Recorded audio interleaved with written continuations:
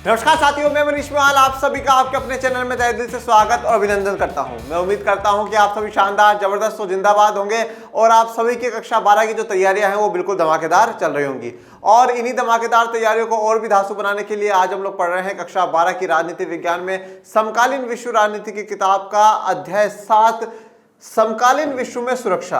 हम बहुत से मुद्दों पर चर्चा कर चुके हैं और जो अब हम चर्चा कर रहे हैं वो सुरक्षा पर, सिक्योरिटी पर चर्चा कर रहे हैं, जो कि हर देश का एक बड़ा मुद्दा होता है। हर देश अपने बजट का बड़ा हिस्सा इस सुरक्षा पर खर्चा करता है। इसी सुरक्षा के बारे में आज हम लोग चर्चा कर रहे हैं और आज है हमारा इसका लेक्चर नंबर 2 और इन्हें तो आप जानते ही होंगे। चलिए, और आज हमारा टॉपिक है पारंपरिक धारणा, ट्रेडिशनल नोशन, बाहरी सुरक्षा, एक्सटर्नल सिक्योरिटी की चर्चा आज हम लोग करेंगे। चलिए शुरू करते हैं आज के लेक्चर को। जब हम बात कर रहे हैं पारंपरिक धारणा या जिसे हम कह रहे हैं ट्रेडिशनल नोशन, और उसमें भी है बाहरी सुरक्षा, एक्सटर्नल सिक्योरिटी की बात करते हैं। जैसे अब भी मेरे बच्चों एक बात कही कि सुरक्षा एक बड़ा मुद्दा है, ठीक है, और हर चीज को कहीं ना कहीं लिंक कर करके पढ़ना ये हमारी बड़ी जिम्मेदारी है। आप चैप्टर 1 से इस किताब को पढ़ते हुए आ रहे हैं। आपने शीत युद्ध का दौर देखा। शीत युद्ध के दौर में क्या था कि हमें एक देश को दूसरे देश से कहीं ना खतरा था कि साहब नहीं वो हमें मार देगा, हमारे नागरिकों को मार देगा, डर था। इसके बाद आप दो दुर्व्यता का अंत देखते हैं। दो दुर्व्यता के अंत के बाद हमें ये देखने को मिला कि अमेरिका महाशक्ति है, अगर उसकी बात नहीं मानी गई तो कहीं ना कहीं वो हमें नुकसान पहुंचा सकता है। अमेरिका का वर्चस्व देखा। फिर उसके अलावा जो वैकल्पिक शक्तियों के केंद्र थे उनकी बात करी कि कौन अमेरिका को टक्कर दे सकता है। फिर दक्षिण एशिया के बारे में जाना, फिर अंतर्राष्ट्रीय संगठनों के बारे में जाना। तो यहां तक जब तक हम लोग पहुंचे हैं तो हर जगह हमारे सामने एक बड़ा मुद्दा रहा है, वो है सुरक्षा का, कि किस प्रकार से हम हमारे राष्ट्र की, हमारे देश की, हमारे देश के नागरिकों की सुरक्षा किस प्रकार से कर सकते हैं। ये सवाल हर देश की सरकारों के दिमाग में रहता है। और जैसा कि हमने लेक्चर 1 में जाना था कि सुरक्षा का अर्थ है खतरों से आजादी। हमें किसी भी प्रकार का खतरा नहीं रहना चाहिए और सबसे बड़ा जो खतरा रहता है वो कहीं ना कहीं देश के बाहर से सीमाओं पर रहता है, कि कहीं कोई सैन्य अटैक ना हो जाए, किसी प्रकार की और कोई गतिविधि ना हो जाए। तो इन सबसे किस प्रकार से बचा जाए, ये जो सुरक्षा की बात है, इस पे कितना सरकारें पैसा खर्च करती है। जैसे आप बड़े अच्छे से देखते हैं कि प्रतिरक्षा पे, डिफेंस पे हर देश की सरकारें बहुत पैसा खर्च करती है और उनमें खर्च करने में जो पहला नंबर है वो अमेरिका का, संयुक्त राज्य अमेरिका का है। तो हम सब अपने आप को जो बाहरी सुरक्षा है वो चाहते हैं कि हमें बाहर से किसी प्रकार का खतरा ना हो, और बाहर से किसी प्रकार का खतरा ना हो इसका अर्थ है कि कहीं ना कहीं हमारा जो डिफेंस पावर है, हमारी आर्मी है, हमारी मिलिट्री है, हमारी एयरफोर्स है, हमारी नेवी है, वो सब मजबूत होनी चाहिए। तो आज इस पारंपरिक धारणा में हम बाहरी सुरक्षा की बात करेंगे। तो देखिए, हम जब सुरक्षा की बात करते हैं तो वो एक्सटर्नल भी है और इंटरनल भी है बच्चों, एक्सटर्नल भी है और इंटरनल भी है। एक्सटर्नल की आज के लेक्चर में हम चर्चा कर लेंगे। एक्सटर्नल का या बाहरी का अर्थ क्या है, मतलब हमारे देश के बाहर से, मतलब कोई पड़ोसी देश कर रहा हो या कोई दूसरा देश अटैक कर रहा हो वो। तो अगर हमारे देश की सीमाओं के बाहर से हो रहा है तो वो हम उसकी बात कर रहे हैं, तो वो बाहरी सुरक्षा में कवर होगी। आंतरिक सुरक्षा या इंटरनल सिक्योरिटी का अर्थ क्या है, जब हमारे देश में कुछ ऐसी गतिविधियां हो रही, जैसे मान लो कि काफी बार क्या होता है, नरसंहार होता है, लोगों को मारा जाता है, लोगों के बीच में गृह युद्ध होने लग जाता है। तो ऐसी जो कंडीशंस है, ये कंडीशंस अच्छी हो रही है, इसमें भी तो सुरक्षा, हमारी जान को खतरा रहता है। जब दो समुदाय लड़ रहे होते हैं तो डर रहता है कल को कहीं मेरा नंबर ना आ जाए, मुझे ना मार दे, डर रहता है ना। तो डर तो है, चाहे वो बाहरी सुरक्षा हो चाहे आंतरिक सुरक्षा हो। तो पारंपरिक धारणा में, ट्रेडिशनल नोशन में हम बाहरी सुरक्षा, एक्सटर्नल सिक्योरिटी और इंटरनल सिक्योरिटी दोनों पर विस्तार से और स्टेप बाय स्टेप चर्चा करेंगे, जिसमें जो सबसे पहले हम चर्चा कर रहे हैं वो एक्सटर्नल की कर रहे हैं बच्चों। आज के लेक्चर में हम बाहरी सुरक्षा पर चर्चा करेंगे और फिर आगे नेक्स्ट लेक्चर में हम बात करेंगे आंतरिक सुरक्षा की।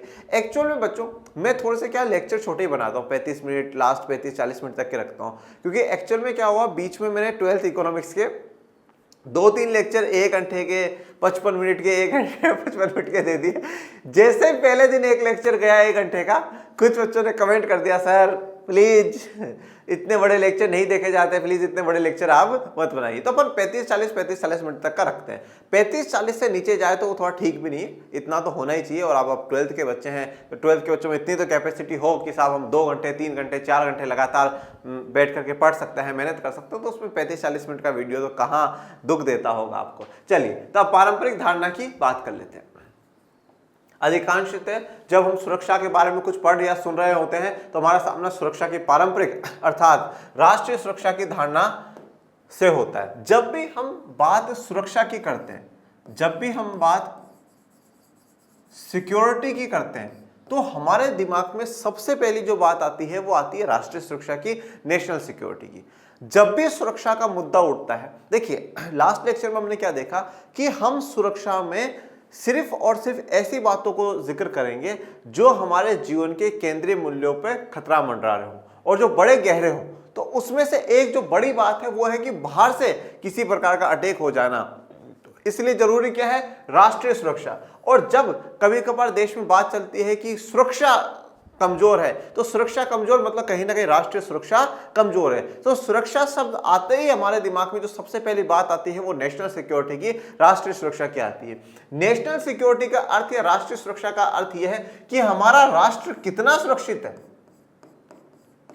राष्ट्रीय सुरक्षा का मतलब है हमारा राष्ट्र कितना सुरक्षित है। अगर कभी आज के समय में कोई भी देश या कोई भी अटैक कर देता है तो कितना हम उनसे टैकल कर पाएंगे, कितना हम उनसे डिफेंड कर पाएंगे, कितनी हमारी तैयारियां हैं, ये सब कुछ बात आ जाती है राष्ट्रीय सुरक्षा में। तो जब भी हम सबसे पहले सुरक्षा की बात कर रहे हैं या हम कहीं पढ़ रहे हैं, सुन रहे हैं, कहीं बात चल रही है, तो हमारे सामने सबसे पहली जो धारणा, सबसे पहले जो नोशन आता है वो राष्ट्रीय सुरक्षा, नेशनल सिक्योरिटी का आता है।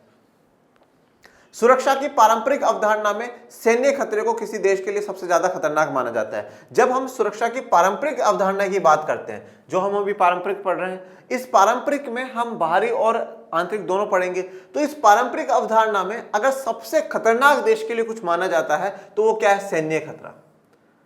कि सेना के द्वारा जो खतरा आता है वो, मतलब कोई दूसरे देश की सेना अटैक कर देती है, युद्ध छेड़ देती है, इस प्रकार का। पारंपरिक धारणा में सैन्य खतरे को किसी देश के लिए सबसे ज्यादा खतरनाक माना जाता है। मतलब सैन्य जो अटैक होता है, जो आर्मी के द्वारा अटैक होता है, उसको सबसे ज्यादा खतरनाक माना जाता है। जैसे यहाँ पर तस्वीर आपको मिलिट्री की दिखाई गई है। इस खतरे का स्रोत कोई दूसरा मुल्क होता है जो सैन्य हमले की धमकी देकर संप्रभुता, स्वतंत्रता और क्षेत्रीय अखंडता जैसे किसी देश के केंद्रीय मूल्य के लिए खतरा पैदा करता है। अब देखिए, ये जो खतरा है इसका स्रोत कौन है, ये खतरा कहां से आ रहा है, ये किसी दूसरे मुल्क से आता है, दूसरे कंट्री से आता है। ठीक है भाई, कोई दूसरा कंट्री किसी दूसरे कंट्री को बोलेगा कि हम तुम पे अटैक कर देंगे, ऐसा कर देंगे। तो ये जो सैन्य खतरा है, ये सैन्य खतरा कहां से आ रहा है, दूसरे मुल्क से, दूसरे कंट्री से आ रहा है। और जब दूसरा मुल्क अटैक करता है तब वो क्या धमकी देता है, संप्रभुता की धमकी देता है। संप्रभुता का मतलब क्या है, सोवरेनिटी, जहां पर हम पूर्ण रूप से क्या है, आजाद है। हमें कौन से देश के साथ क्या संबंध रखने हैं हम तय करेंगे, हमारे देश में क्या हो रहा है ये हम तय करेंगे। यह हर देश की अपनी संप्रभुता होती है, सोवरेनिटी होती है। और जैसा कि आप सभी को पता है, जब 1959 में दलाई लामा भारत आए थे और 1962 में चाइना के साथ युद्ध शुरू हुआ और इन सबसे पहले 1954 में पंचशील समझौता कर लिया गया था। तो उस पंचशील समझौते के बाद 1959 में जब दलाई लामा को शरण देता है भारत सरकार, तो चीन की सरकार क्या कहती है कि भारत हमारे आंतरिक मामलों में दखलंदाजी कर रहा है, जो कि हमारी संप्रभुता को हानि पहुंचाने वाली बात है, हमारी सोवरेनिटी को हानि पहुंचाने वाली बात है। तो अगर कोई देश दूसरे देश पर अटैक करता है तो वो क्या है, संप्रभुता को चैलेंज करता है कि तुम्हारी सोवरेनिटी को चैलेंज कर रहा है, स्वतंत्रता को, क्षेत्रीय अखंडता को। ज्यादातर बार क्या होता, कोई देश अटैक करता तो दूसरे देश का कुछ एरिया, सीमा क्षेत्र है, उसको अपने में लेना चाहता है, या उस देश के सीमा क्षेत्र को कुछ तोड़ना चाहता है, उसको खंड खंड चढ़ना चाहता है। तो क्षेत्रीय जो अखंडता है, जो क्षेत्रीय रूप से हम एक हैं सब, मतलब मैं अपने ही देश की बात नहीं करता, हर देश अपने में चाहता है कि नहीं साहब हम बड़े से बड़े रहें और एक रहें। तो क्षेत्रीय अखंडता को दूसरा मुल्क तोड़ने की कोशिश करता है। ये हमारे केंद्रीय मूल्य है, ये हमारे केंद्रीय मूल्य। जैसे मैं आज बात करूं, हम भारत के संविधान की जब बात करते हैं तो उसमें लिखा हुआ है एकता, अखंडता, राष्ट्र की एकता अखंडता बनी हुई रहनी चाहिए। तो जब ये सैन्य खतरा आता है, जब कहीं भारत दूसरे मुल्क से किसी प्रकार का मिलिट्री अटैक होता है, तो उससे हमारे देश की एकता अखंडता भी तो टूटती है, एकता अखंडता भी टूटती है। कभी कभार क्या होते हैं, कुछ देश क्या करते हैं, अंदर से देश को तोड़ने के काम करते हैं। वहां के देश में अगर कोई आंदोलन चल रहा है तो उस आंदोलन को फंडिंग करेंगे, पैसा देंगे कि हाँ साहब ये लो, और है ना खूब विरोध करो, तुम है ना पार्टीशन की मांग करो, डिमांड करो कि हम अलग होना चाहते हैं। अलगाववादी जो आंदोलन होते हैं, जैसे कि आपने अपने इंडिया में तो स्वतंत्र भारत की राजनीति किताब में पढ़े, तो अलगाववादी आंदोलन को हवा देंगे। वहां से भी बात नहीं बनेगी तो फिर वो अटैक कर करके कैसे न कैसे कर करके देश को तोड़ने की कोशिश करते हैं जिस देश पे वो अटैक कर रहे हैं। तो ये हमारे केंद्रीय मूल्य है कि हम चाहते हैं, हम क्या, हर देश चाहता है कि उस देश की एकता और अखंडता बनी रहे। और जब किसी भी प्रकार का सैन्य अटैक होता है, सैन्य खतरा आता है, तो उससे क्या होता है कि ये जो हमारे मूल्य है एकता अखंडता वाले, इन पे खतरा पहुंच जाता है, मतलब सुरक्षा का सवाल उठेगा ही उठेगा। सैन्य कार्रवाई से आम नागरिकों के जीवन को भी खतरा होता है। शायद ही कभी ऐसा होता हो कि किसी युद्ध में सिर्फ सैन्य घायल हो अथवा मारे जाए, आम स्त्री पुरुष को भी युद्ध में हानि उठानी पड़ती है। अब देखिए, सैन्य कार्रवाई जब होती है तो आम नागरिक जो है उनके जीवन को भी क्या है, खतरा होता है। काफी बार तो क्या होता है कि जो दूसरे मुल्क के सैन्य जब अटैक करते हैं तो टारगेट ही नागरिकों को करते हैं, क्योंकि एक्चुअल में क्या है, जहां जहां लोकतंत्र है ना, लोकतंत्र में सरकारें हैं बेटा, और सरकार के लिए सबसे महत्वपूर्ण जो है वो है जनता। जनता से बढ़कर के सरकार के लिए कुछ भी नहीं है, क्योंकि सरकार को पता है हम जनता के बलबूते बैठे हैं और जनता ही सर्वोपरि है, हम भी जनता का ही भाग है और जनता को कुछ भी नहीं होना चाहिए। ये बात जब कोई मुल्क जानता है कि साहब उस मुल्क के लिए जनता बड़ी महत्वपूर्ण है, तो वो डायरेक्ट क्या करते हैं, आम नागरिकों को टारगेट करने की कोशिश करते हैं और उन टारगेट के द्वारा सरकार को कमजोर करने की कोशिश करते हैं। देखो, हमने तुम्हारे इतने नागरिकों को मार दिया, अगर अभी भी आपने हमारी बात नहीं मानी तो हम इतने नागरिकों को और मार देंगे, अगर आपने ये बात नहीं मानी तो हम इतने नागरिकों को और मार देंगे। तो इस प्रकार से आम नागरिकों के जीवन को भी खतरा होता है, उनकी लाइफ भी डेंजर में होती है। हमेशा ऐसी बात नहीं कि सिर्फ और सिर्फ सैनिक ही घायल होते हो, ठीक है, वहां पे आम स्त्री पुरुष है उनको भी युद्ध में हानि उठानी पड़ती है। जैसे मैं आपको एक उदाहरण देता हूं, दक्षिण पूर्व एशिया में एक देश है बेटा, वियतनाम। आप लोगों ने नाम सुना होगा। ये वियतनाम जो देश है ना, इस वियतनाम को आप दो भागों में बांट सकते हैं, उत्तरी वियतनाम और दक्षिणी वियतनाम। जहां पर एक जो वियतनाम है, उत्तरी वियतनाम, वहां पर समाजवाद साम्यवाद का दबदबा था, और एक था दक्षिणी वियतनाम जहां पर पूंजीवादी समर्थित या अमेरिका समर्थित सरकारें वहां पर चला करती थी। और उस दौर में शीत युद्ध का दौर चल रहा था। तो यहां पर क्या है कि अमेरिका अपना हक जमाने के लिए, अमेरिका अपनी विचारधारा को फैलाने के लिए, अमेरिका अपनी विचारधारा को यहां पर ज्यादा से ज्यादा प्रचार प्रसार करने के लिए क्या करता है कि चाहता है कि पूरे वियतनाम में क्या हो जाए, पूंजीवादी सरकार बन जाए। और इसलिए वो क्या करता है कि यहां पर लगातार अटैक करता है, जो भी किसी प्रकार का समाजवादी या साम्यवादी आंदोलन होता है उसको दबाने के लिए बमबारी करवाता है, अटैक करवाता है। यहाँ के वियतनाम के एक गांव की कहानी मैं आपको बताता हूँ। शायद देखिए, उस गांव का मुझे एग्जैक्टली नाम याद नहीं आ रहा, पर शायद नाम है माइली गांव, ये नाम है गांव का, माइली गांव, ठीक है। ये माइली गांव में क्या हुआ, घटना बताते हैं ऐसी कि अमेरिका के सैनिकों ने यहाँ के सभी पुरुषों को मार दिया, ठीक है, और फिर जो वहाँ की महिलाएं हैं उस गांव की, उन सभी महिलाओं के साथ बड़ा दुर्व्यवहार किया, उनके साथ गलत व्यवहार करा, और उसके बाद उन औरतों को, उनके बच्चों को, सबको बुरी तरीके से मार दिया, उन पर एसिड छिड़के गए। इस प्रकार की, मतलब कहा जाता है कि ऐसे ऐसे गैसेस, ऐसे एसिड्स का वहाँ प्रयोग करा गया जिनका अभी तक वहाँ दुरुपयोग मतलब देखने को मिलता है, उसका जो खराब प्रभाव है वो देखने को मिलता है। फिर उस गांव में से एक बुजुर्ग व्यक्ति कैसे न कैसे बच निकलता है, और वो पूरी दुनिया को ये बताता है कि किस प्रकार से अमेरिका के सैनिकों ने इस गांव के आम नागरिकों को किस प्रकार से हानि पहुंचाई है। तो अब यहां पर अगर सीधा सा देखें तो भैया, युद्ध तो वियतनाम की आर्मी, वियतनाम की सरकार और उस आर्मी, यूएसए की आर्मी में होना चाहिए था, पर इन्होंने क्या करा, टारगेट किसको करा, जनता को करा, आम नागरिक को टारगेट करा।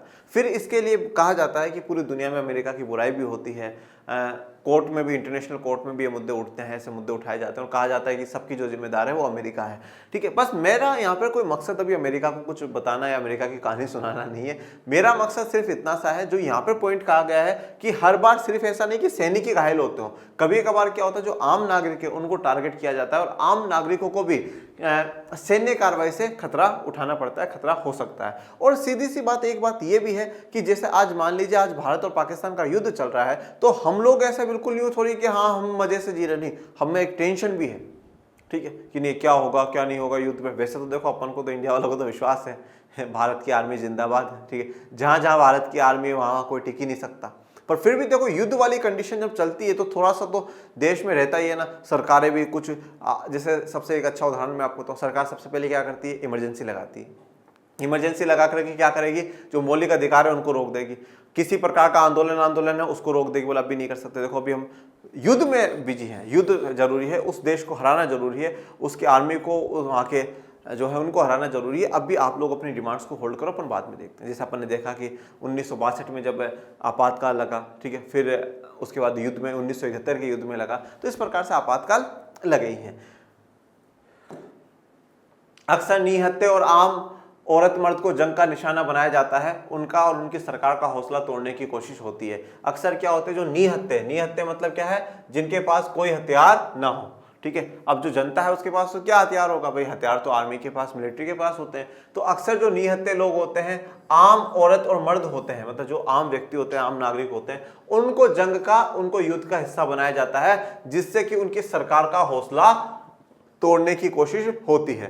जनरली देखिए ऐसी जो चीजें करता है ना, आम नागरिक पे अटैक करना और करना, ये सब क्या है, जो कायर होते हैं ना वो करते हैं, डरपोक है वो करते हैं, क्योंकि उनको पता है कि भैया इस देश की आर्मी से तो अपन जीत नहीं पाएंगे। तो क्या करो, सरकार से अगर डिमांड पूरी करवानी है तो यहाँ के नागरिकों को कमजोर करो, यहाँ के नागरिकों को मारो, क्योंकि सरकार की रीढ़ की हड्डी जो है वो यहाँ के नागरिक है, और यहाँ के नागरिकों को कोई भी दुख होगा तो क्या होगा, सरकार खुद पे खुद ही सरेंडर कर देगी, सरकार हमारी बात को मान लेगी, ठीक है। तो ये होता है, ऐसा काफी आर्मी वाले करते हैं। जिसमें आपको एक उदाहरण अमेरिका का दिया कि भैया वो उन्होंने वहां के लोगों के साथ बड़ा दुर्व्यवहार किया है, तो सरकार का जो हौसला है उसको तोड़ने के लिए क्या करा जाता है, आम नागरिकों को टारगेट किया जाता है। और जैसे मैंने आपको बताया कि सरकार, जहां लोकतांत्रिक देश है वहां पे सरकारों के लिए जनता सब कुछ है। और ऐसा आपने बहुत सी बार देखी, मूवीज में भी देखा होगा, मूवीज में देखा होगा कि जो आतंकवादी लोग हैं वो कभी कभार जो प्लेन होते हैं उनको हाईजैक कर लेते हैं, मतलब उनको अपने कंट्रोल में ले लेते हैं, प्लेन को ले लिया, बस को ले लिया, और फिर वो क्या करते हैं, सरकार के पास फोन मिलाते हैं, हाँ देखो ये फला फला फला इस नंबर की जो प्लेन थी, इस वाली प्लेन को हम लोगों ने हाईजैक कर लिया है। तो फिर सरकार कैसे न कैसे प्रयास करती है उन लोगों से बात करने की, और सरकार पूछती है हमें क्या डिमांड है, तो वो अपनी ऐसी डिमांडें रखते हैं जो सरकार पूरा नहीं करना चाहती। जैसे कि भाई किसी आतंकवादी को भारत सरकार ने पकड़ रखा हो, या किसी भी देश की सरकार ने पकड़ रखा हो, तो छुड़ाने के लिए कि तुम उन 2-3 जो हमारे साथी हैं उनको छोड़ दीजिए, भारत सरकार बोलेगी नहीं छोड़ेंगे, बोले नहीं छोड़ोगे तो यहाँ पर जितने भी लोग बैठे उनको हम भी नहीं छोड़ेंगे। तो फिर भारत सरकार ये सुनते ही, भारत सरकार या किसी भी देश की सरकार बोले ठीक है हम बात करते हैं, बताते हैं आपको। फिर कभी कभार क्या होता है, जनता को बचाने के लिए, जनता को सेफ जोन में लाने के लिए सरकार उनके आगे झुक जाती है। तो सरकारों के हौसले को तोड़ने के लिए ऐसी कोशिशें करी जाती हैं, सरकार को कमजोर करने के लिए ऐसी कोशिशें करी जाती हैं कि जो नागरिक है उनको निशाना बनाया जाता है। बुनियादी तौर पर किसी सरकार के पास युद्ध की स्थिति में 3 विकल्प होते हैं। देखो अब जब भी युद्ध चल रहा हो, जब भी अगर किसी देश के साथ लड़ाई चल रही है, वॉर चल रही है, तो उसमें किसी भी देश के पास 3 विकल्प होते हैं, 3 ऑप्शन होते हैं।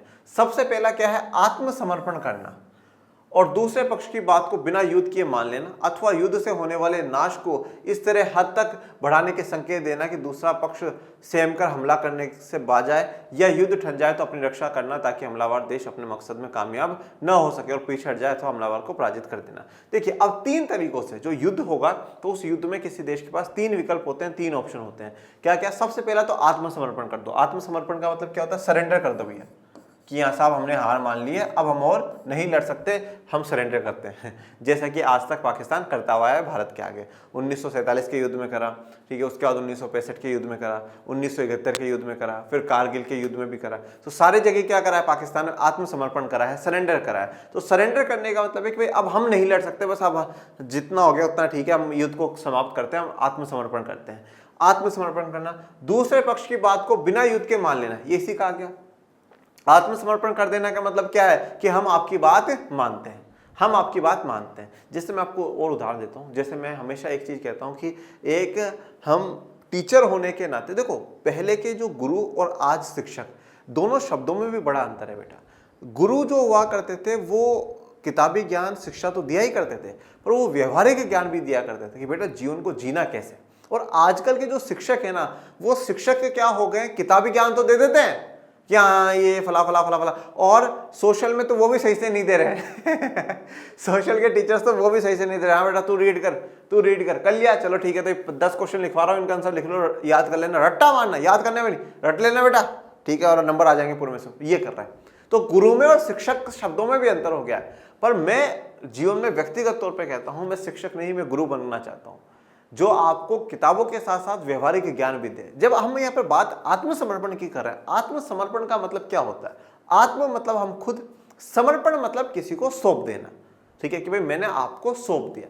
जैसे कि हम लोग भगवान के आगे कहते हैं कि हे प्रभु, मैंने खुद को आपके चरणों में आत्मसमर्पित कर दिया है, मैंने खुद को आपको सौंप दिया है। अब इसका मतलब ये हो गया कि भगवान आप हर जगह सही हो, मैं सारी जगह गलत हूं, और मेरा ध्यान कौन रखेगा? अब आप ही मेरा ध्यान रखोगे, आप ही जानते हो। तो आत्मसमर्पण का जो अर्थ है ना, इस प्रकार से हमें हमेशा जरूरी नहीं है कि हम कुछ डिफिकल्ट लेवल पर ही मीनिंग निकालें, हम आसान भाषाओं से भी समझ सकते हैं। जैसे हम ईश्वर को आत्मसमर्पण करते हैं कि हे ईश्वर, मैं आपका ही हूं और आप ही मेरी रक्षा करने वाले हैं, मैं खुद को समर्पित करता हूं आपके चरणों में। उसी प्रकार से क्या होता है, जब युद्ध होता है तो एक देश दूसरे देश को समर्पण कर देता है कि साहब अब मैं नहीं लड़ सकता, माफी करो, गलती हो गई, अब आगे से आप लोगों के साथ युद्ध नहीं लड़ूंगा। तो आत्मसमर्पण, और आत्मसमर्पण अगर हमें निजी जीवन में बात करूं, हमें कहां कहां करना चाहिए? हमें ईश्वर के प्रति आत्मसमर्पित होना चाहिए, हमें हमारे माता पिता के प्रति आत्मसमर्पित होना चाहिए।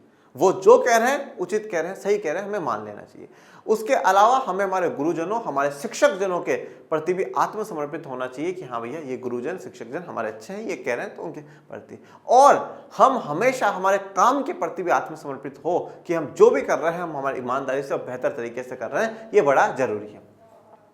तो आत्मसमर्पण कर देना या दूसरे पक्ष की बात को बिना युद्ध किए मान लेना, मतलब बिना युद्ध किया और आपने मान लिया। जैसे कि कभी कभार क्या होता है, जैसे कोई बड़े संत महात्मा होते हैं और कोई व्यक्ति जाता है और उनको पता है कि यार इनके बड़े किस्से सुने हुए हैं, और वहां जैसे मान लीजिए मैं किसी संत महात्मा के पास पहुंचा और मैंने पहले से उनका नाम सुना, तो वहां जाके पता चला ये व्यक्ति हैं और मुझे बुलाया किस लिए गया था? वाद विवाद करने के लिए कि साहब आपको इस व्यक्ति के साथ वाद विवाद करना है। मैंने जैसे ही देखा कि साहब ये संत तो बड़े ज्ञानी हैं, बड़े तत्वदर्शी संत है, तो मैंने तो वहीं आत्मसमर्पण कर दिया, मतलब बिना वाद विवाद किए ही हार मान ली। नहीं महाराज, आपके आगे नहीं है, आपसे नहीं जीत सकते अपन, नहीं। तो उसी प्रकार से तो युद्ध आत्मसमर्पण कर देना, बिना दूसरे पक्ष की बात को युद्ध लड़े मान लेना।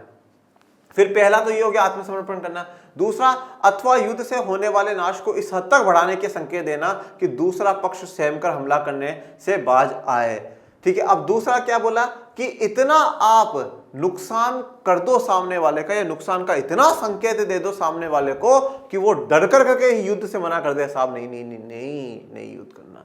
ये वाली चीज क्या है बेटा? ये अवरोध है, अवरोध है, डिटरेंस है, पावर ऑफ डिटरेंस है। जिसमें क्या था, मैंने आपको बताया था, जब अमेरिका और सोवियत संघ का चल रहा था तो वह अवरोध का भाव था। अमेरिका के मन में यह था कि अरे यार सोवियत संघ को छेड़ा तो वो हम को छोड़ेगा नहीं, बहुत सारी पावर उनके पास। और सोवियत संघ के मन में यह था कि अगर अपन ने अमेरिका पर अटैक कर दिया पहले तो अमेरिका छोड़ेगा नहीं, उनके पास खूब पावर, खूब न्यूक्लियर वेपन्स है। तो मतलब पहले ऐसे संकेत दे देना कि साहब सामने वाला डर जाए और युद्ध के लिए ना ना ना ना ना, तो दूसरा पक्ष स्वयं कर हमला करने से बाज जाए, मतलब वो रुक जाए या युद्ध ठन जाए। तो अब तीसरी कंडीशन क्या है भाई? पहला तो आत्मसमर्पण कर दिया, दूसरी बात सामने वाले पे इतना अटैक करा, इतना उसको डरा दिया कि भाई वो स्वयं की ओर डर गया वो। तीसरी बात क्या है? अब युद्ध ठन ही जाए तो फिर अपनी रक्षा करना, ताकि हमलावर देश अपने मकसद में कामयाब ना हो सके और पीछे हट जाए तो हमलावर को पराजित कर देना। देखिए अब क्या है, तीसरा काम क्या है भाई? खुद की रक्षा करना।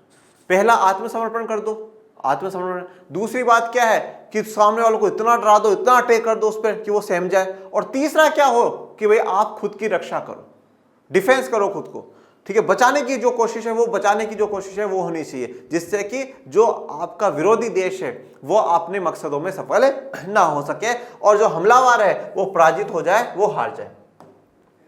युद्ध में कोई सरकार भले ही आत्मसमर्पण कर दे, लेकिन वैसे अपने देश की नीति के रूप में कभी प्रचारित नहीं करना चाहेगी। अब देखिए, मान लीजिए कोई भी सरकार है, युद्ध में वह आत्मसमर्पण कर देती है कि हाँ भैया हम हार मानते हैं और अब आगे से हम आपके साथ युद्ध नहीं लड़ेंगे, गलती हो गई, आत्मसमर्पण कर दिया। परंतु कभी भी कोई भी किसी भी देश की सरकार ये नहीं दर्शाएगी, ये प्रचार प्रसार नहीं करेगी कि साहब हमारी जो नीति है वो आत्मसमर्पण की नीति है, मतलब हमसे कोई भी युद्ध लड़ लो तुम और हम सबके आगे हाथ जोड़ लेंगे, जी नहीं नहीं नहीं नहीं, हमसे नहीं लड़ा जाता, ये कोई भी नहीं दर्शाएगा। इससे क्या पता चलेगा कि यार साहब कमजोर है ये देश तो कमजोर है, इसको तो कोई भी बंदूक दिखा कर करके कुछ भी इससे जो मांग है वो पूरी करवा सकते हैं। हाँ, उस देश ने कभी किसी युद्धों में आत्मसमर्पण करा होगा, उसके बावजूद भी वो दुनिया में ये प्रचार प्रसार नहीं करेंगे कि साहब हमारी नीति आत्मसमर्पण की नीति है। क्यों? क्योंकि उससे पूरे विश्व में जो छवि बनती है वो क्या बनती है कि भैया ये देश कमजोर है। इस कारण सुरक्षा नीति का संबंध युद्ध की आशंका को रोकने में होता है, जिसे अवरोध कहा जाता है, और युद्ध को सीमित रखने अथवा उसको समाप्त करने से होता है, जिसे रक्षा कहा जाता है। तो देखो, पहला जो तरीका है उसको कोई नहीं अपनाना चाहता, आत्मसमर्पण तो कोई नहीं करना चाहेगा। हर व्यक्ति, हर देश चाहता है कि साहब लड़ लेंगे, मर जाएंगे, पर आत्मसमर्पण तो नहीं। और इनकेस कर भी दिया तो विश्व में इस बात का प्रचार प्रसार नहीं करेंगे कि साहब हम तो आत्मसमर्पण किया है, या आत्मसमर्पण की हमारी नीति है। तो फिर नीति होती कौन सी है? अवरोध की। अवरोध की मतलब या तो खुद को इतना पावरफुल बना लेना कि सामने वाले के मन में डर बैठ जाए, और नहीं तो उसके अलावा नीति होगी रक्षा की, कि अब तो लड़ना है साहब, अब तो लड़ना है, चाहे मर जाए चाहे मार दे कुछ भी हो, पर अब लड़ करके खुद की, देश की रक्षा करनी है, देश की रक्षा करनी है, देश को प्रोटेक्ट करना है। तो यहां पर या देखो 3 नीतियां हैं, आत्मसमर्पण की नीति, अवरोध की नीति और रक्षा की नीति। आत्मसमर्पण की नीति का मतलब है आप सरेंडर कर दो, ठीक है। अवरोध की नीति है खुद पावरफुल, सामने वालों को इतना डरा दो युद्ध नहीं करे। तीसरा, अब युद्ध हो गया है तो भैया खुद की रक्षा करनी है, चाहे पावर हो या ना हो, जैसे भी है, अब तो देश को बचाना ही बचाना है। तो यहां पर इस वाली नीति को कोई भी देश स्वीकार नहीं करता, चाहे उसने कभी करी हो या ना करी, पर वो कभी स्वीकार नहीं करेगा कि साहब हमारी आत्मसमर्पण की नीति है। वो या तो अवरोध को अपनाएंगे या रक्षा को अपनाएंगे। ये जैसे आपको दिखाया मिलिट्री की तस्वीर। परंपरागत सुरक्षा नीति का एक तत्व और है, इसे शक्ति संतुलन कहते हैं। तो ये तो आपने देख लिया। अब इसके अलावा परंपरागत जो सुरक्षा नीति है उसका एक तत्व क्या है? शक्ति संतुलन, ठीक है। क्या है? शक्ति संतुलन। ये इसको कहा जाता है पावर बैलेंस करना। अब शक्ति संतुलन में क्या है, आइए देखते हैं। कोई देश अपने अड़ोस पड़ोस में देखने पर पाता है कि कुछ मुल्क छोटे हैं तो कुछ बड़े हैं, इससे इशारा मिल जाता है कि भविष्य में किस देश से उसे खतरा हो सकता है। देखिए, अब कोई भी देश है ना अपने अड़ोस पड़ोस में देखता है, हमेशा एक बात ये निजी जीवन की भी है और ये पॉलिटिक्स की भी है, मतलब जो इंटरनेशनल पॉलिटिक्स है उसकी भी। हमें जो हमेशा खतरा होता है ना वो आस पड़ोस वालों से होता है ठीक है। एक संत है, उन्होंने बहुत अच्छी बात कही थी, मैं यूट्यूब पर जब स्क्रॉल कर करके देख रहा था। उन्होंने कहा कि पिता डांट भी देना तो अहित का बाहु नहीं होना चाहिए, मतलब नाराजगी नहीं होनी चाहिए कि पिता ने डांट दिया, और अगर पड़ोसी तारीफ भी कर देना तो व्यक्ति को सावधान हो जाना चाहिए। पड़ोसी ने तारीफ करी, कुछ तो दाल में काला है भाई, पड़ोसी तो अपना भला चाहता ही नहीं है। और हमेशा बेटा जीवन का ये सच्चा कड़वा सत्य यही है कि अगर हमें आगे बढ़ने से कोई रोकता है ना, तो जो हमारे सबसे क्लोज में हो ना वही रोकता है, वही रोकने की कोशिश करता है। दूर जो बैठा वो रोकने की कोशिश नहीं करेगा। हमारे परिवार में, हमारे रिश्तेदार में, हमारे आस पड़ोस में जो लोग हमारे सबसे क्लोज हम मानते हैं ना, वही हमें रोकने की कोशिश करते हैं, वही हमें पीछे धकेलने की कोशिश करते हैं। जो दूर है उसको कोई फर्क नहीं पड़ता। आज मैं एक बात बताऊं, आज जैसे भैया मुकेश अंबानी जी बहुत अमीर आदमी, करोड़ों खरबों में, मेरा तो उनसे कोई कंपटीशन ही नहीं, तो मैं क्यों चाहूंगा भैया वो बर्बाद हो जाए, वो गिर जाए? नहीं, अपना कंपटीशन नहीं है, बिल्कुल भी नहीं। पर जो उनके आसपास में होगा वो चाहता होगा कि हाँ भैया मुकेश अंबानी जो इतना सा लॉस हो जाए, मैं ऊपर पहुंच जाऊं, मैं ऊपर पहुंचूं। तो अब क्या है कि जो उनके बिल्कुल क्लोज में ना, वही उनको हराने की कोशिश करता है, वही उनको गिराने की कोशिश करता है। आज मेरे आसपास में कुछ जो होगा वो मुझे गिराने की कोशिश करेगा। तो हमेशा जो अपने खास होते हैं ना, वही गिराने की कोशिश करते हैं। तो यहां पर जब हम इस इंटरनेशनल पॉलिटिक्स को देखते हैं तो हम देखते हैं कि हर देश के अड़ोस पड़ोस में देश होते हैं, नेबरिंग कंट्रीज होती है, और उन अड़ोस पड़ोस के देशों में कोई देश, कोई मुल्क छोटा होता है तो कोई बड़ा होता है। इन छोटा बड़ा आप ज्योग्राफी के हिसाब से भी देख सकते हो और ताकत के हिसाब से भी देख सकते हो, और इन सब के हिसाब से हम ये पता लगा लेते हैं कि कौन भविष्य में कौन से देश से हमारे देश को खतरा है या नहीं है। जैसे जब हम बात करें साउथ एशिया का, जब हम चैप्टर पढ़ रहे थे, दक्षिण एशिया का जब हम लोग चैप्टर पढ़ रहे थे, जिसमें 7 देश थे, और इन 7 देशों में सबसे बड़ा अगर कंट्री था तो वो भारत था। सुपर पावर कह सकते हैं, साउथ एशिया का सुपर पावर भारत को कह सकते हैं कि दक्षिण एशिया का सुपर पावर महाशक्ति के रूप में भारत को देखा जा रहा था। तो जो बाकी के जो 6 देश थे उनके मन में बार बार में शंका देखी थी ना कि भारत अपना वर्चस्व जमाना चाहता है, भारत मिलिट्री के द्वारा कंट्रोल करना चाहता है, भारत ऐसे भारत ऐसे। तो उनके मन में डर था कि भैया भारत एक बड़ा देश है, ताकतवर देश है, साउथ एशिया की, दक्षिण एशिया की सुपर पावर महाशक्ति के रूप में है भारत, तो कहीं ना कहीं इससे हमें खतरा हो सकता है, डर हो सकता है। तो अपने अड़ोस पड़ोस में जो देश होते हैं उनसे हमें पता चल जाता है कि भविष्य में किससे खतरा है और किससे नहीं है। मिसाल के लिए कोई पड़ोसी देश संभव है ये न कहे कि वह हमले की तैयारी में जुटा है, हमले का कोई प्रकट कारण भी नहीं जान पड़ता हो, फिर भी ये देखकर कि कोई देश बहुत ताकतवर है ये भापा जा सकता है कि भविष्य में हमलावर हो सकता है। देखो अब मिसाल के लिए संभव ये नहीं है कि तैयारी में जुटाओ। अब हम ये नहीं कह सकते कौन सा देश हमारे खिलाफ, या मतलब किसी भी देश के खिलाफ युद्ध के लिए तैयारियों में जुटा हो, सब वो युद्ध कर रहा हो, ठीक, पता नहीं तैयारियों में जुटा है या नहीं जुटा, और हमले का कोई प्रकट कारण भी नहीं जान पड़ता कि हाँ साहब वो हम पर हमला कर देगा। ठीक है भाई, जैसे कि आज कोई पड़ोसी देश वो तैयारियों में लगा हुआ है या नहीं लगा हुआ हमें नहीं पता, और हमारा उसके साथ तो ऐसा कारण भी नहीं है कि साहब उसका ये हमारे साथ युद्ध हो जाए। ठीक है, बट उसकी देश बहुत ताकतवर है, अगर वो देश बहुत ताकतवर है तो हम ये भाप सकते हैं कि हो सकता है कि भविष्य में ये क्या बन जाए, ये हमलावर भी बन जा सकता है, ये हमला भी कर सकता है अगर कोई ताकतवर देश आसपास में है तो। इस वजह से हर सरकार दूसरे देश से अपनी शक्ति संतुलन को लेकर बहुत संवेदनशील रहती है। कोई सरकार दूसरे देशों से शक्ति संतुलन का पलड़ा अपने पक्ष में बैठाने के लिए जी तोड़ कोशिश करती है। इसलिए हर सरकारें क्या चाहती हैं, दूसरे देशों के साथ शक्ति संतुलन करने की कोशिश करती है, पावर को बैलेंस करने की कोशिश करती है, और हर सरकार ये चाहती है कि ये जो देश है इसके साथ हमारे संबंध ज्यादा बढ़िया हो, इस देश का झुकाव हमारी तरफ ज्यादा हो। तो वो शक्ति संतुलन करने की कोशिश करती है, पावर को बैलेंस करने की कोशिश करती है, सबके साथ ठीक संबंध बनाए रखने की कोशिश करती है। और देखिए आज के आधुनिक समय में अगर किसी भी प्रकार का कोई युद्ध या कुछ है तो उसको जो टाला जा सकता है ना बेटा, वो सिर्फ और सिर्फ व्यापार से टाला जा सकता है, ट्रेड से टाला जा सकता है, व्यापार से ही टाला जा सकता है, ट्रेड से ही टाला जा सकता है। व्यापार ही पूरे विश्व को एक कर सकता है, और जब वैश्वीकरण रहेगा, विश्व एक रहेगा, तो शांति स्थापित रहेगी, सहयोग स्थापित रहेगा।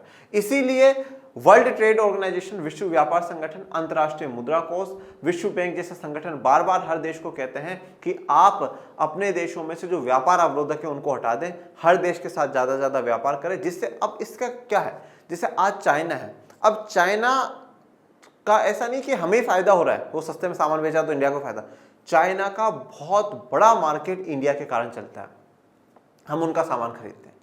तो चाइना गलती से भी ये सोच करके अटैक नहीं कर सकता कि हम इंडिया पे अटैक कर दें। पहली बात तो पता है कि भैया इंडिया भी कमजोर देश नहीं है, और दूसरी बात ये पता है कि अगर थोड़ी बहुत भी गलती कर दी तो भैया इंडिया वाले हमारा सामान खरीदना बंद कर देंगे, और सामान खरीदना बंद कर दिया ना तो भैया मान लो हमारी तो स्थिति बेकार हो जाएगी। तो अभी व्यापार है, व्यापार से क्या है कि हाँ दोनों देशों के मन में नहीं साहब हमें भी अटैक नहीं करना और उनको भी अटैक नहीं करना। तो व्यापार से क्या रहता है कि सहयोग है वो बना रहता है, शक्ति संतुलन बनाने की कोशिश होती है। और शक्ति संतुलन में आजकल हर देश क्या करता है कि अपने व्यापारों को बढ़ाने की कोशिश कर रहा है, ट्रेड को बढ़ाने की कोशिश करता है। जो देश नजदीक हो, जिनके साथ अनबन हो, या जिन देशों के साथ अतीत में लड़ाई हो चुकी हो, उनके साथ शक्ति संतुलन को अपने पक्ष में करने पर खास तौर पर जोर दिया जाता है। जो देश नजदीक में हो, मतलब अपने अड़ोस पड़ोस में हो, जिनके साथ अनबन रही हो, मतलब किसी प्रकार का भी कोई नोक जोक रही हो, झगड़ा रहा हो, या अतीत में मतलब पहले के समय में कोई लड़ाई हुई हो, तो ऐसे देशों के साथ शक्ति संतुलन अपने पक्ष में करने पर खास जोर दिया जाता है। जैसे मैं आपको एक उदाहरण के तौर पर दूं, आज चाइना है ना, चाइना आज अमेरिका के बाद बड़ी ताकत के रूप में देखा जाता है। ठीक है, ये आप लोगों ने पढ़ा भी है। एक बड़ी आर्थिक ताकत है, एक बड़ी सैन्य ताकत चीन है, सुरक्षा परिषद में वीटो का पावर रखने वाली चीन है। तो जिस चीन के साथ रशिया के संबंध कभी खराब हुआ करते थे, अमेरिका के संबंध कभी खराब हुआ करते थे, आज उन सभी ने क्या करा, चीन के साथ अच्छे संबंध बनाने की कोशिश करी है। तो शक्ति संतुलन बिठा रहे हैं, जिनके साथ कभी कोई नोकझोंक रही हो, अतीत में कोई लड़ाई रही हो, तो संबंधों को ठीक करने का प्रयास जारी है। शक्ति संतुलन बनाए रखने की एक कवायद ज्यादातर अपने सैन्य शक्ति बढ़ाने की होती है, लेकिन आर्थिक और प्रौद्योगिकी की ताकत भी महत्वपूर्ण है, क्योंकि सैन्य शक्ति का यही आधार है। अब शक्ति संतुलन बनाए रखने के लिए ज्यादातर अपनी सैन्य शक्ति को बढ़ाने की कोशिश करते हैं कि साहब हमारी जो सेना की ताकत है वो बढ़ती जाए, परंतु उसके साथ साथ आर्थिक और प्रौद्योगिकी की ताकत को बढ़ाना चाहता है, मतलब इकोनॉमी में भी हम ताकतवर हो जाए। अब ये इकोनॉमी जो ताकतवर होगी ये कैसे होंगी, व्यापार से ही होंगी। प्रौद्योगिकी की ताकत बढ़ाना मतलब टेक्नोलॉजी, अपने देश की बेहतर से बेहतर टेक्नोलॉजी, और ये टेक्नोलॉजी कैसे होगी, जब हम किसी दूसरे देशों की कंपनियों के साथ व्यापार करेंगे, वो कंपनियां यहाँ पर आएंगी, एफडीआई लेकर करके आएंगी और यहाँ पे नई नई मशीनें, नई नई फैक्ट्रियाँ, नई नई इन्वेस्टमेंट करेंगी, नई नई टेक्नोलॉजी लेकर के आएंगी, तो हम ताकतवर बनेंगे। हर देश के लिए ये बात। तो आर्थिक और प्रौद्योगिकी की ताकत भी महत्वपूर्ण है, क्योंकि सैन्य शक्ति का यही आधार है। सैन्य शक्ति का मतलब क्या है कि अपनी सेना को मजबूत बनाना। सेना को मजबूत बनाने का मतलब क्या है कि उनके पास बेहतर से बेहतर हथियार हो और सारे के सारे हथियार आधुनिक हो, मॉडर्न काइंड जो हथियार होते हैं वो होने चाहिए। अब उन सब के लिए क्या चाहिए? आपको पैसा चाहिए। और पैसा आपके पास कब आएगा? जब आपकी आर्थिक कंडीशन है, आपकी जीडीपी बहुत अच्छी है, आपकी ग्रोथ रेट बहुत अच्छी है, तो ऑटोमेटिकली पैसा आएगा। और पैसा आएगा तो फिर आप ज्यादा खर्चा डिफेंस पर कर पाओगे। ये जैसे बंदूकों की तस्वीर आपको दिखाई। पारंपरिक सुरक्षा का चौथा तत्व है गठबंधन बनाना। अब पारंपरिक सुरक्षा का अगला जो तत्व है वो क्या है? गठबंधन बनाना, कोएलिशन करना है। गठबंधन में कई देश शामिल होते हैं और सैन्य हमले को रोकने अथवा उससे रक्षा करने के लिए संवेद कदम उठाते हैं। अब गठबंधन में क्या होता है? कई देश शामिल होते हैं और सैन्य हमले को रोकने के लिए, रक्षा करने के लिए एक साथ कदम उठाते हैं। जैसे कि मैं आपको उदाहरण दूं, जब कोल्ड वॉर चल रहा था 1945 से 1991 के बीच में, कोल्ड वॉर शीत युद्ध चल रहा था, तो इसी शीत युद्ध के दौरान 1949 में अमेरिका एक संगठन बनाता है। अमेरिका ने एक संगठन बनाया जिस संगठन का नाम था NATO, North Atlantic Treaty Organization. उस समय इसमें 12 देश थे और इन 12 देशों ने क्या संकल्प लिया? एक गठबंधन बना लिया, एक ग्रुप बना लिया और बोला कि अगर सोवियत संघ के समर्थन में से कोई भी देश किसी हमारे इन 12 देशों में से एक पर भी अटैक करता है तो हम सारे के सारे मिलकर के उसका जवाब देंगे। एक सब के लिए और सब एक के लिए। किसी भी एक पर अटैक होता, वो अकेले पे नहीं हुआ, सब पे हुआ है। अब इससे क्या हो गया कि ताकत को 100 इन पे कर दे तो 12 के 12 जवाब देंगे। इसी के जवाब में क्या करा? 1955 में सोवियत संघ यूएसएसआर ने भी क्या करा? वॉर्सो संधि करी, वॉर्सो पैक्ट करा। वॉर्सो कहां पर है? पोलैंड में। तो वॉर्सो पैक्ट, वॉर्सो संधि करी, उसमें भी यही बात थी कि इन देशों का क्या है? सामना करना है। अगर ये कोई अटैक करते हैं तो सबको मिलकर करके जवाब देना है। तो ये क्या कर लिया गया कि ताकि गठबंधन बना लिया, एक अपना ग्रुप बना लिया कि साहब हम पर एक पर अटैक हुआ तो हम सारे मिलकर के जवाब देंगे। अधिकांश गठबंधनों को लिखित संधि से एक औपचारिक रूप मिलता है और ऐसे गठबंधनों को ये बात बिल्कुल स्पष्ट रहती है कि खतरा किससे है। अब अधिकांश जो गठबंधन है वो एक लिखित संधि से, ठीक है, एक लिखित संधि मतलब पूरा एक एग्रीमेंट सा, पूरा लिखित में सब कुछ होता है कि हाँ भैया हम सारे देश हैं, हम सारे देश मिलकर के इन मुद्दों पर हमेशा चर्चा करेंगे, ये हमारा काम होगा, ये बात है। और ये जो सारे देश एक हो रहे हैं, इन सबको ये भी पता रहता है कि हमें खतरा किससे है। अब जब ये जो नाटो के 12 देश मिले तो इनको साफ पता था खतरा किससे है? यूएसएसआर से। और ये यूएसएसआर वाले जब वार्सो में मिलते हैं तो इनको पता था खतरा किससे है? अमेरिका से। खतरा अमेरिका से। तो यहां पर जब गठबंधन बनाया जा रहा है तो गठबंधन बनाए जाने का मतलब ये साफ है कि साहब इनको पता है कि खतरा किससे, कौन हम पर युद्ध कर सकता है, कौन हमसे युद्ध कर सकता है और किस कारण कर सकता है, सारी बातें पता होती है। जब ये डर रहता है, खतरे का डर रहता है, तभी तो गठबंधन बनता है। किसी देश अथवा गठबंधन की तुलना में अपनी ताकत का असर बढ़ाने के लिए देश गठबंधन बनाते हैं। किसी देश से अपनी ज्यादा ताकत बढ़ाने के लिए गठबंधन बनाया जाता है या किसी दूसरे गठबंधन की तुलना में अपनी ताकत को ज्यादा बढ़ाने के लिए गठबंधन बनाता है। जैसे कि यहां पर इस नाटो को अपनी ज्यादा ताकत दिखाने के लिए वार्सो संधि बनाई गई, ये वाला ग्रुप बनाया गया। या कोई देश जैसे अब अमेरिका है, अमेरिका ने क्या करा? पश्चिमी गठबंधन बनाया, पूर्वी पश्चिमी गठबंधन बनाया। क्यों बनाया? साहब हम ज्यादा ताकतवर हैं। उन्होंने सोवियत संघ वालों ने पूर्वी गठबंधन बनाया, ये सब आपने चैप्टर 1-2 में पढ़ा है। तो ये बनाया क्यों? अपनी ताकत को दिखाने के लिए। तो किसी देश अथवा गठबंधन की तुलना में अपनी ताकत का असर बढ़ाने के लिए देश गठबंधन बनाते हैं। गठबंधन राष्ट्रीय हितों पर आधारित होते हैं और राष्ट्रीय हितों के बदलने पर गठबंधन भी बदल जाते हैं। सबसे इंपॉर्टेंट बात, पूरी विश्व राजनीति में कुछ भी होता है तो राष्ट्र के हितों के अनुसार होता है। देश के लिए सबसे अच्छा क्या है उसी हिसाब से। तो गठबंधन जो भी बनेंगे वो राष्ट्रीय हितों पर आधारित होंगे कि हमारे राष्ट्र के लिए फायदेमंद बात क्या है, हमारे राष्ट्र के लिए अच्छी बात कौन सी है। और अगर जैसे ये बात जनरली अमेरिका के लिए कही जाती है कि अमेरिका किसी का भी सगा नहीं है, अमेरिका सिर्फ खुद के फायदे देखता है। अगर उसको खुद के फायदे के लिए किसी को समर्थन करना है, वो जब तक समर्थन करेगा जब तक उसको उससे फायदा मिल रहा है, बाकी वो फिर उसको छोड़ देगा, फिर वो उसको भी मारने को तैयार हो जाएगा। ऐसा है अमेरिका। अमेरिका के लिए कहा जाता है किसी का सगा नहीं है। तो जब अब उनके हित इंटरेस्ट बदल जाएंगे तो फिर वो गठबंधन भी बदल देंगे। उदाहरण के लिए संयुक्त राज्य अमेरिका ने सन 1980 के दशक में सोवियत संघ के खिलाफ इस्लामी उग्रवादियों को समर्थन दिया। देखिए अब 1980 में, उदाहरण भी अमेरिका का ही दिया है, अमेरिका ने क्या करा 1980 में सोवियत संघ के खिलाफ, ठीक है। अब देखिए 1980 के दौर में अमेरिका और इनका क्या चल रहा है, शीत युद्ध चल रहा है, और यही वो दौर था 70 80 60 80 के बीच वाला, जब वियतनाम में भी काफी टेंशन बढ़ गए थे। तो सोवियत संघ के खिलाफ इस्लामी जो उग्रवादी होते हैं उनको समर्थन करते हैं, इस्लामी जो उग्रवादी होते हैं उनको समर्थन करते हैं। लेकिन जब ओसामा बिन लादेन के नेतृत्व में अल कायदा नामक एक समूह ने, आतंकवादियों ने जब 11 सितंबर 2001 के दिन उस पर हमला किया तो उसने इस्लामी उग्रवादियों के खिलाफ मोर्चा खोल दिया। तो ये क्या बताया संयुक्त राज्य अमेरिका का, कि संयुक्त राज्य अमेरिका ने सोवियत संघ के खिलाफ इस्लामी उग्रवादियों से हाथ मिला लिया था। परंतु जब उन्हीं इस्लामी उग्रवादियों ने, ओसामा बिन लादेन ने जब अमेरिका में 2001 पर अटैक करा तो उन्हीं इस्लाम उग्रवादियों के खिलाफ हो गया, उन पर मारने के लिए उनको तैयार हो गया था। ये वाली जो घटना है ना, ये वाली घटना आप चैप्टर 3 अमेरिका का वर्चस्व वो नहीं पढ़ा है आपने, उसमें ये है 2001 का अटैक बता रखा है।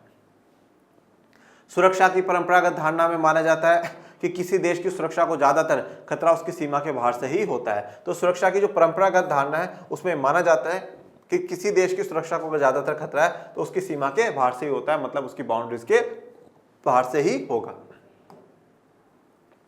इसकी वजह है अंतर्राष्ट्रीय व्यवस्था। इस निर्मम मैदान में ऐसी कोई केंद्रीय ताकत नहीं है जो देशों के व्यवहार पर, बर्ताव पर अंकुश रखने में सक्षम हो। अब इसका कारण क्या है, क्यों किसी बाहरी देश से ही हमेशा खतरा रहता है? तो इसका कारण है अंतर्राष्ट्रीय व्यवस्था।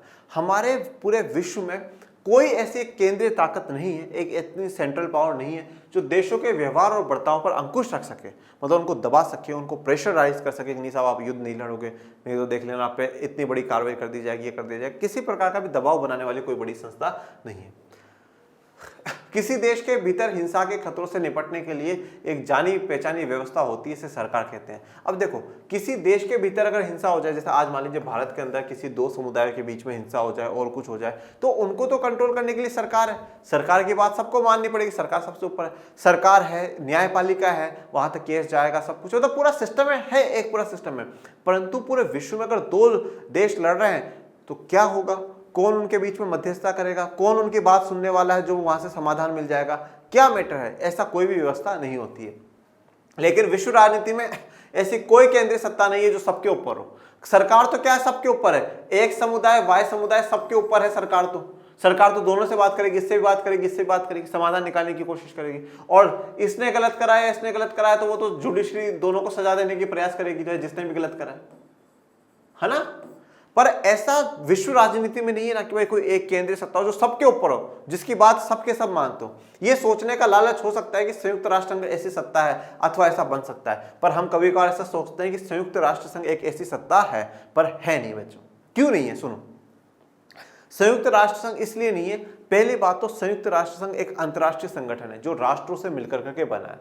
संयुक्त राष्ट्र संघ अपने सभी सदस्य देशों का एक सेवक होने के अलावा और कुछ भी नहीं है। संयुक्त राष्ट्र संघ को अपने देशों के सभी सदस्यों के अनुसार चलना पड़ेगा, बाकी नहीं तो उसकी कोई वैल्यू नहीं, जैसे लीग ऑफ नेशन की नहीं थी। आज संयुक्त राष्ट्र संघ खुद जो बड़ी आर्थिक ताकतें हैं उनके दबाव में काम कर रहा है, पश्चिमी ताकतों के दबाव में काम कर रहा है, क्योंकि उसको पता है अगर ये हट गए तो हमारे पास तो कुछ के पास कुछ पावर नहीं है।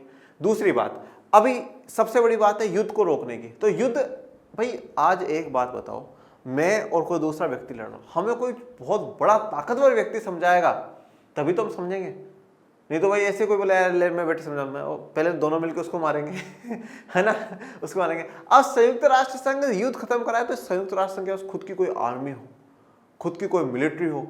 संयुक्त राष्ट्र संघ बोले देखो भाई दोनों में सब किसी की भी तरफ से युद्ध की शुरुआत हो गई ना तो हमारी मिलिट्री तुम पर अटैक कर देगी, ध्यान रखना। इसलिए कोई भी युद्ध वो फालतू की बातें नहीं, चुपचाप है ना शांति से साथ साथ मिलकर के रहो, कोई लड़ाई झगड़ा नहीं करना। तो ना तो इनके पास कोई ऐसा मिलिट्री है, ये तो पूरा का पूरा बजट सब कुछ ही तो अपने देशों के सदस्यों पर निर्भर कर रहे हैं। बहरहाल फिलहाल अपनी बनावट के अनुरूप संयुक्त राष्ट्र संघ अपने सदस्य देशों का दास है, मतलब सेवक है। इसके सदस्य देश जितनी सत्ता इसको सौंपते हैं, स्वीकारते हैं, उतनी ही सत्ता इसे हासिल होती है। तो जितनी पावर इसको इसके सदस्य देश देंगे संयुक्त राष्ट्र संघ को, उतनी ही इसको मिलती है, बाकी इसके ज्यादा इसकी कोई आगे वैल्यू नहीं है। अतः विश्व राजनीति में हर देश को अपनी सुरक्षा की जिम्मेदारी खुद उठानी होती है। तो इसलिए विश्व राजनीति में हर देश को अपनी सुरक्षा की जिम्मेदारी खुद को ही उठानी है, किसी दूसरे पर निर्भर नहीं रहना कि संयुक्त राष्ट्र संघ हमारी सुरक्षा कर लेगा, वो गठबंधन हमारी सुरक्षा कर लेगा। नहीं, खुद की सुरक्षा तो खुद को ही करनी होगी। और ये जो तस्वीर है इसके बारे में मुझे शायद अब नहीं बताना चाहिए, क्योंकि आप संयुक्त राष्ट्र संघ के बारे में बड़े ही विस्तार से और अच्छे से पढ़ करके आ चुके हो। आज जो हम लोगों ने डिस्कस करा, ये पारंपरिक धारणा में ट्रेडिशनल नोशन की एक्सटर्नल सिक्योरिटी, बाहरी सुरक्षा की बात करी थी। अब अगले में हम इंटरनल सिक्योरिटी की बात करेंगे। आज के लिए इतना ही। धन्यवाद, आपने आज हमारा वीडियो देखा। इसी प्रकार से आप देखते रहें, पढ़ते रहें और आगे बढ़ते रहें। और मेरे प्यारे विद्यार्थियों, आप सभी आपके अपने channel learn and share arts को ज़्यादा से ज़्यादा लाइक शेयर सब्सक्राइब करते रहें। और जैसा कि आप सभी को पता है कि अगले संडे से प्रयास पूरे हैं कि आप लोगों के लिए कुछ बेहतर हो, और इसलिए डिस्क्रिप्शन में टेलीग्राम चैनल का लिंक दे रखा है, उसको भी आप ज्वाइन कर लीजिएगा, जिससे आपको कोई भी नवीन जानकारी आए वो मिल जाए। और मिलते हैं नेक्स्ट लेक्चर में, तब तक के लिए थैंक यू सो मच। जय हिंद, जय भारत।